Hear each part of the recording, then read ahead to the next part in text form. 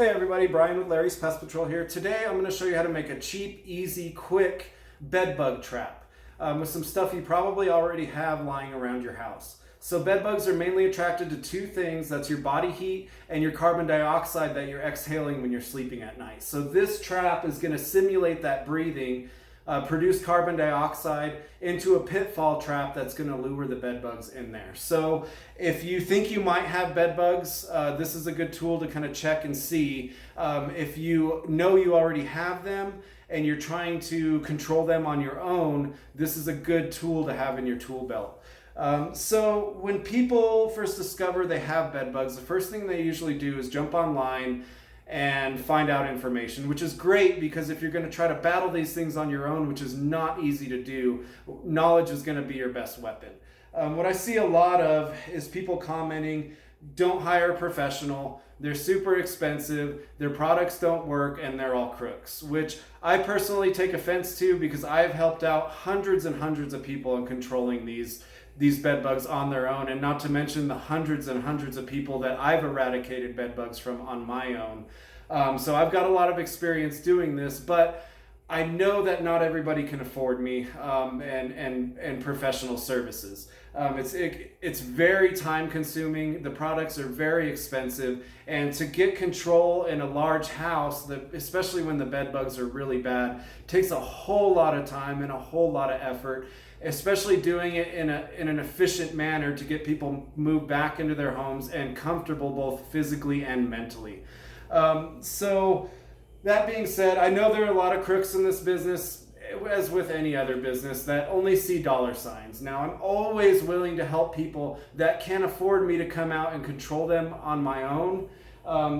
Always willing to give advice to try to help people out. And if you can do it on your own, more power to you. I will give you every piece of advice that I know in order to control this problem on your own. So some ingredients you're going to need, about 2 to 3 cups granulated sugar.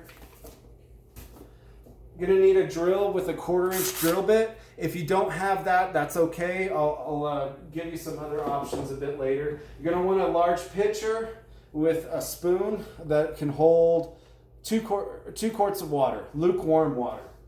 A couple measuring cups, dry, liquid, some silicone. If you don't have silicone, you can use hot glue, any kind of glue that'll create an airtight, watertight seal. Some baby powder, talcum powder. If you don't have that, Vaseline petroleum jelly will work just fine. I'm using athletics tape. If you don't have that, masking tape works fine. Any kind of tape with some texture on the outside. A couple of glasses. This is kind of dirty. I've been mixing some stuff in it already, but a little shot glass, or I'm using these short little, I got these glasses for $1 a piece at the dollar store. Shot glasses or even coffee cups will work just fine. You're going to want 1/4-inch tubing. You can get this at Lowe's, Home Depot, pretty cheap. Amazon's got like a 30-foot roll for like $3. You'll want a 2-liter bottle with a funnel. And then the most important ingredient, active dry yeast.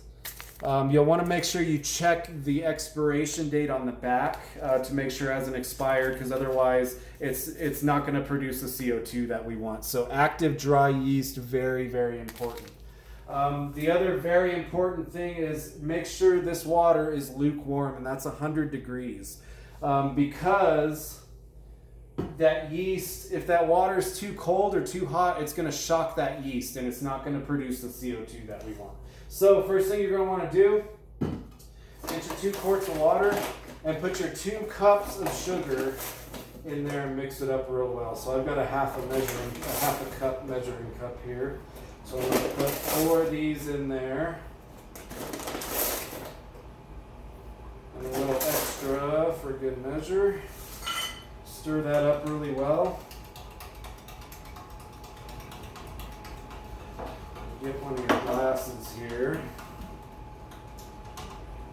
Pour just a little bit of that sugar water into the bottom of the glass. A little bit more. We're going to get our yeast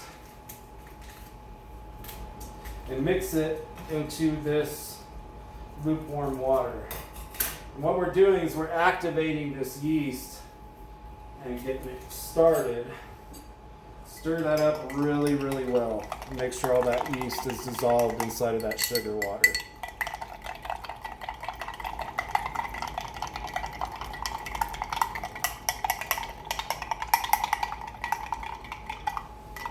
Now you're going to want to let this set for about 15 to 20 minutes. Let this stuff activate and start to foam up for a good inch or two on the glass. Now I've been letting some of these set for about 20 minutes. I have to make several of these traps. You see all that foam that started on the top? That's how you know your yeast is good and activated. It's producing the CO2 that we need. So get your pitcher of sugar water and dump that yeast in there. Make sure we get all of it.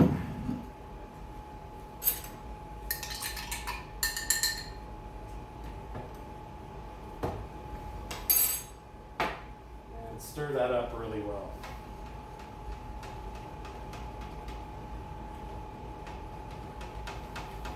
Now with 2 cups of sugar, this will produce CO2 for about 2 to 3 weeks. So it's a trap that'll last a long time. And best used if you're not sleeping in the room in question. So if you have bed bugs in your bed and you're sleeping in your bed and you have this on the floor underneath the bed, they're still more than likely going to go after you because you've got the body heat, you've got the stronger CO2, and you're their meal for the night. So best to be used. I've got several hotel rooms I'm working on right now, so we're leaving them vacant for about a month. We're going to set these CO2 traps up, and once those bed bugs have gone a couple of weeks without food, they can sense every single slight change of CO2 in the room. So those bed bugs know as soon as you walk in the front door for the day. So this concentrated CO2 is really going to pull them in. So what you want to do next, get your 2-liter bottle and put your yeast sugar water mixture into there.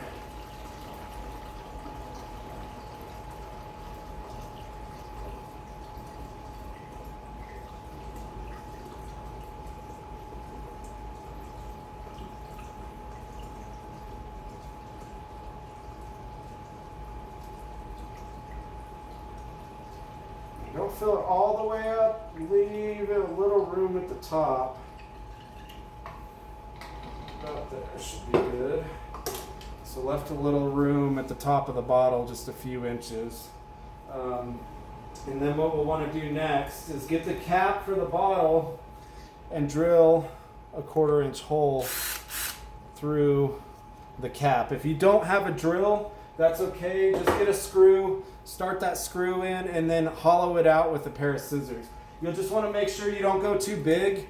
This 1/4 inch drill bit makes a nice snug fit because we'll want an airtight seal so no air is leaking in or CO2 is escaping.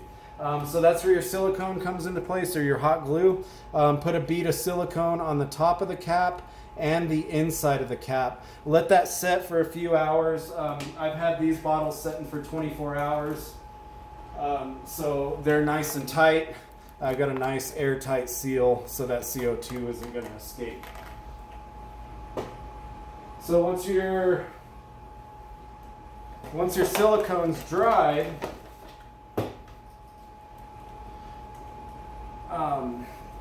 so you're going to want to run that tube in about an inch or two below the cap. Put your hose in there, but make sure that hose is not in contact with the liquid. We want that CO2 to escape the bottle and out into this 1/4 inch tubing. Now from there, you want to get your glass or your shot glass and wrap it with that athletics tape or masking tape, or you could even use a paper towel or toilet paper and use a rubber band, anything with some texture for those bugs to be able to crawl up into the glass. So you'll feed your 1/4 inch tube into that shot glass or coffee cup or whatever it is you have. Now that carbon dioxide that's being produced in that bottle is now being concentrated into this glass. And that's going to be a huge beacon for those bed bugs. They're going to be able to sense that concentrated CO2 in here. Now, it's important not to run your tube all the way to the bottom. Leave it about halfway so those bugs don't have an alleyway to climb back out of this pitfall trap. Another thing you're going to want to do is where that baby powder comes into play. Sprinkle some baby powder in there, line it up on the sides of the glass. There's no way they're going to be able to get out of there. They're going to exhaust all their energy slipping around on that baby powder. Vaseline will work just fine. Put some Vaseline on the bottom, rub some on the sides. There's no way they're getting out of that thing. So put this underneath your bed, by your headboard. Shot glass works good if you have low clearance underneath your bed. Make this tube as long as you need to reach in those hard to reach places. Like I said, it's not going to get rid of every single bed bug in your house, but if that room's vacant, eventually those bed bugs are going to be starving enough to come after that CO2, and it's not going to take very long. Bed bug will only feed once every 2 to 5 days, so they're not going to feed every day. This will last for 2 to 3 weeks. So by leaving these hotel rooms that I'm working on vacant for a few weeks, this CO2 is going to definitely draw them in, and this thing works really, really well. So like I said, I'm always willing to help people out that I can't afford me to come out and eradicate themselves out. Don't hesitate to call me. I'm always willing to recommend products and my knowledge, share it with you to be able to control this problem on your own. So don't hesitate to call me, Brian, Larry's Pest Patrol, 334-9477. Thanks for watching.